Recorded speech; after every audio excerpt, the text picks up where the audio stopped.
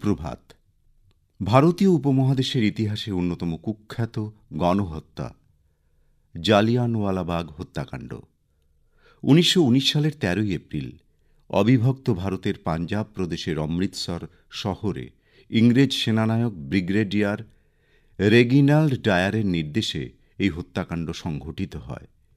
এই শহরের জালিয়ানওয়ালাবাগ নামক একটি বদ্ধ উদ্যানে সমবেত নিরস্ত্র জনগণের ওপর গুলিবর্ষণ করা হয়। ১৩ এপ্রিল ১০০ জন সৈন্য আর দুটো সাজোয়া গাড়ি নিয়ে ডায়ারের নির্দেশে জালিয়ানওয়ালাবাগে ২০০০-এর মতো বিদ্রোহীকে হতাহত করা হয়েছিল। আর এতে খরচ হয়েছিল ১৬৫০ রাউন্ড গুলি। এটি একটি মর্মান্তিক ঘটনা। জালিয়ানওয়ালাবাগের মাঝখানে কুয়োতে পাথর ফেলে কিছু মানুষকে জীবন্ত প্রথিত করা হয়।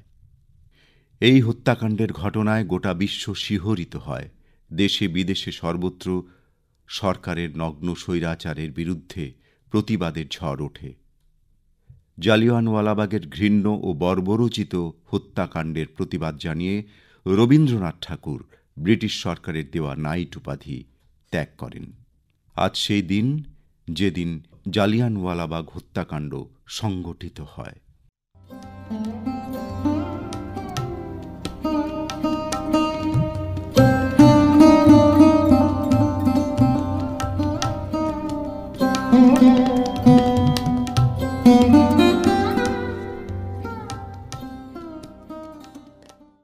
চলে আসি প্রত্যুষার এ মাসের চিঠির বিষয়। প্রত্যুষার এ মাস অর্থাৎ এপ্রিল মাসের চিঠির বিষয় টাচস্ক্রিন জীবনে বাঙালির পাঁজি। এ নিয়ে চিঠি লিখেছেন ঝাড়গ্রাম থেকে হিরণময়ী সাহু।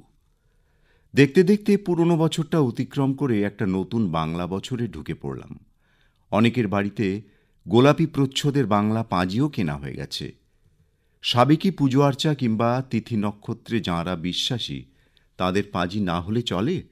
স্ক্রিন টাচ ফোনে যতই আমরা অভ্যস্ত হই না কেন, প্রচলিত আচার অনুষ্ঠান পালন কিন্তু পাঁজি দেখেই হয়। বাঙালির জীবনে ১২ মাসে ১৩ পার্বণ। কখন কোন তিথি শুরু কখন শেষ পাঁজি না দেখলে জানা সম্ভব নয়। তাছাড়া সারা বছর নানান দেবদেবীর পুজো, ছেলেমেয়ের আনুষ্ঠানিক বিয়ে, সন্তান জন্ম হওয়ার পর কোষ্ঠী ঠিকুজি বানাতে, অন্নপ্রাশন, উপনয়ন, এমনকি অন্ত্যেষ্টিক্রিয়া, শ্রাদ্ধ শান্তি করতে হলেও পাঁজি না হলে চলে না। আমার মায়ের প্রয়াণের সময় ছিল রাত ২:৫৫। ইংরেজি মত অনুযায়ী ১৭ তারিখ হলেও পুরোহিত বললেন বাংলা তারিখ অনুযায়ী আগের দিনকে ধরে পারলৌকিক কাজ হবে। তবে পরের বছর থেকে প্রয়াণবার্ষিকী পালন হবে তারিখ হিসেবে নয়, তিথি হিসেবে। কদিন আগে আমার এক পরিচিতার বিয়ে হলো। পাঁজিতে লগ্ন ছিল রাত ১:৩০টায়। বিয়ের সময় শুধু বাড়ির লোক, ঘনিষ্ঠ বন্ধু, আত্মীয় স্বজনই উপস্থিত ছিলেন। নিমন্ত্রিত অতিথিরা বেশিরভাগই তখন বাড়ি চলে গেছেন। এবার বলো বন্ধু, যতই স্মার্টফোনে আঙুল বুলাই না কেন, বাঙালির জীবন থেকে কি পাঁজি হারিয়ে যাবে? লিখেছেন হিরণময়ী সাহু, ঝাড়গ্রাম থেকে।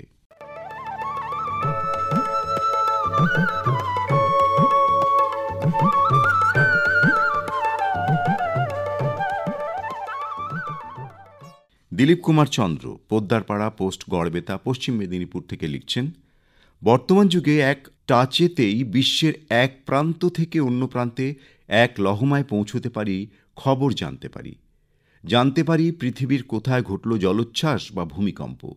এই তো মায়ানমারে ভূমিকম্প তো ১০০০-এর বেশি মানুষ মারা গেছেন জানতে পারছি। সবই বাস্তব এবং বিজ্ঞান মনস্কতাতে গড়ে উঠেছে। কিন্তু আগত বাংলা নববর্ষের পাঁজিও কিন্তু বিকোচ্ছে দেদার। পাঁজিতেও বিজ্ঞানের ছোঁয়া আছে, যেমন কবে গ্রহণ হবে সেটা এখান থেকে দেখা যাবে কিনা ইত্যাদি।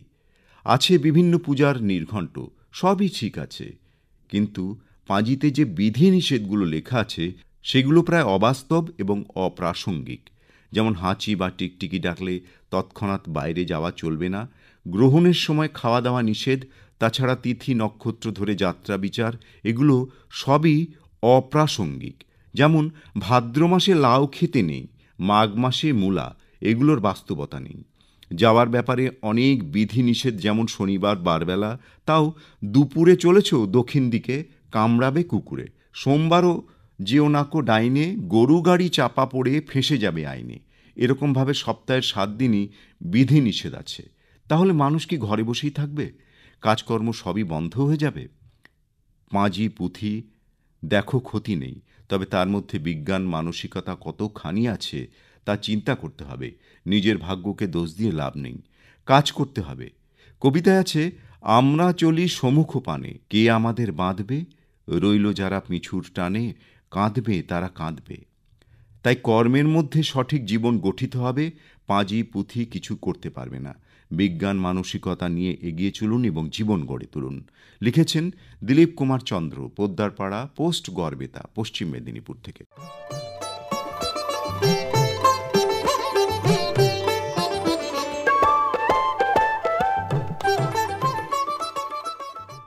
ডাক্তার প্রদীপ কুমার দাস শ্রীরামপুর হুগলি থেকে লিখছেন, বিজ্ঞান ও প্রযুক্তির অভাবনীয় উন্নতির ফলে আমাদের হাতে এসেছে স্মার্টফোন সহ নানান উন্নত প্রযুক্তির মুঠোফোন, ল্যাপটপ, ট্যাব ইত্যাদি।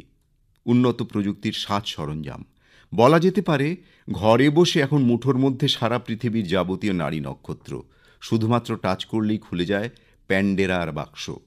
প্রাকৃতিক দুর্যোগ যেমন সাইক্লোন, সুনামি, খরা, ঝড়, বৃষ্টি সহ নানান দুর্যোগের খবর, এমনকি ভূমিকম্পের মতন প্রত্যাঘাত কোন কোন জায়গায় আঘাত আনতে পারে সেসবের নিখুঁত পূর্বাভাস দেওয়া সম্ভবপর হচ্ছে।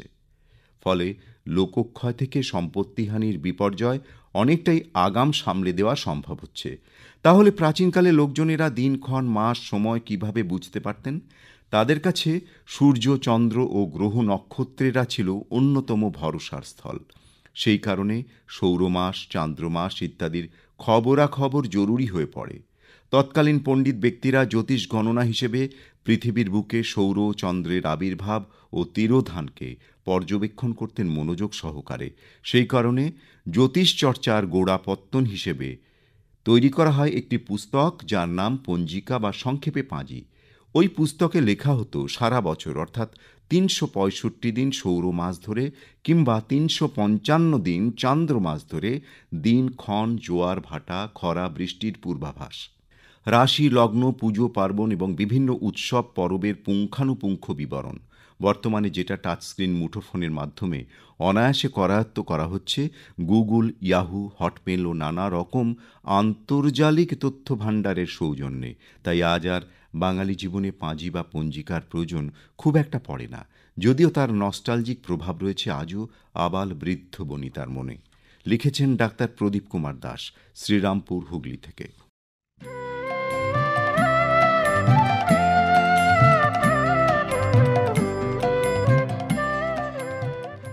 যশোদানন্দ গোস্বামী, পোস্ট বলাগড়, গ্রাম বলাগড়, মন্দিরতলা, জেলা হুগলি থেকে লিখছেন, রাত তখন প্রায় 12টা। মোবাইলটা বেজে উঠল। বোস্টন থেকে ইঞ্জিনিয়ার নাতির ফোন। দাদু, পাঁজিটা দেখে একটু বলো না, এবারে দুর্গাপুজোয় সন্ধি পুজোটা ঠিক কটায় হবে? আর আমার শুভযাত্রার সময়টাও বলো কিন্তু। রাত দুপুরে হাতড়ে হাতড়ে পাঁজি বের করে সময়টা নাতিকে বলতেই হলো। উনি আবার সময় মেনে ওখান থেকে বেরোবেন। আমেরিকার ইঞ্জিনিয়ার বলে কথা। বাঙালির আধ্যাত্মিক স্তম্ভ হল জ্যোতির্বিদ্যার পঞ্জিকা, যা বাঙালির হাতে টাচস্ক্রিন ফোন থাকা সত্ত্বেও ঈশ্বর বিশ্বাসী বাঙালির প্রতিটি ঘরে বিদ্যমান। কথায় আছে না, হাতে পাঁজি মঙ্গলবার, অর্থাৎ বাঙালি বিশ্বাস করে হাতে যথেষ্ট তথ্য প্রমাণ রয়েছে, যখন তখন ওটা দেখলেই তো সব তর্কের অবসান ঘটে।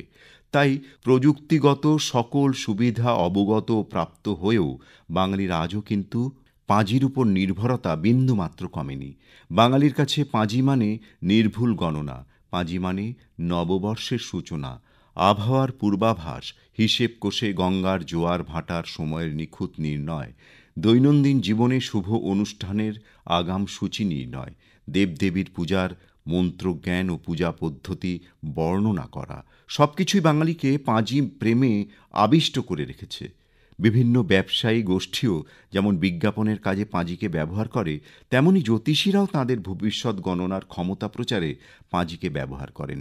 তাই তো আজও বাঙালির ঘরে ঘরে পাঁজি, রেডিও, হাতপাখা, কুলুঙ্গিতে যত্নে রাখা। লিখেছেন যশোদানন্দ গোস্বামী, পোস্ট বলাগড়, গ্রাম বলাগড়, মন্দিরতলা, জেলা হুগলি থেকে।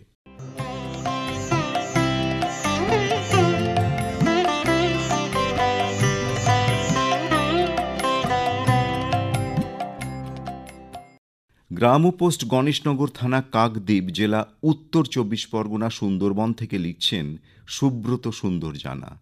টাচ স্ক্রিন প্রযুক্তি আমাদের দৈনন্দিন জীবনে নিয়ে এসেছে এক নতুন আঙ্গিক।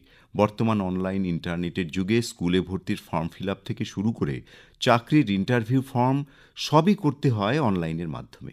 তাছাড়া দোকানের বিল, ইলেকট্রিক বিল, টেলিফোনের বিল সহ সবই প্রায় করতে হয় ইন্টারনেটের মাধ্যমে।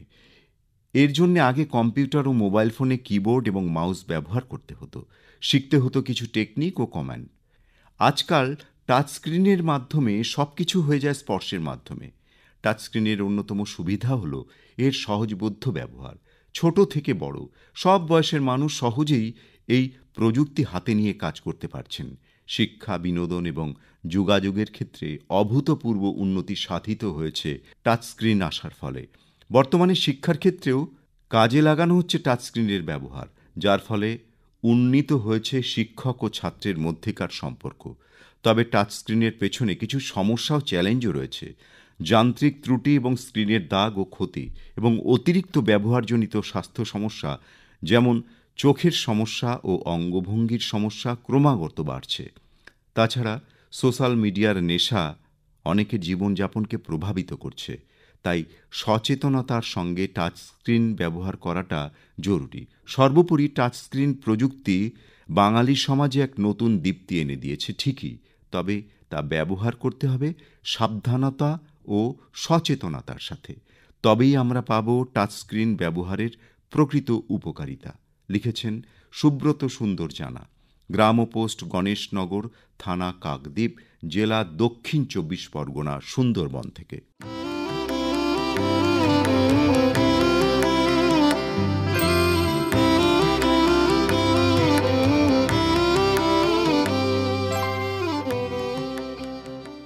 এপ্রিল মাস বাংলা নতুন বছর আরম্ভের মাসে নতুন এই বিষয়ে লিখুন টাচ স্ক্রিন জীবনে বাঙালির পাঁজি।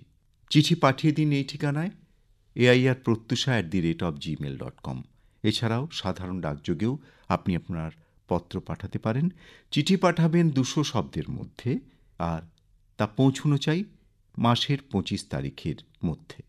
প্রত্যুষার এপ্রিল মাসের চিঠির বিষয় টাচ স্ক্রিন জীবনে বাঙালির পাঁজি।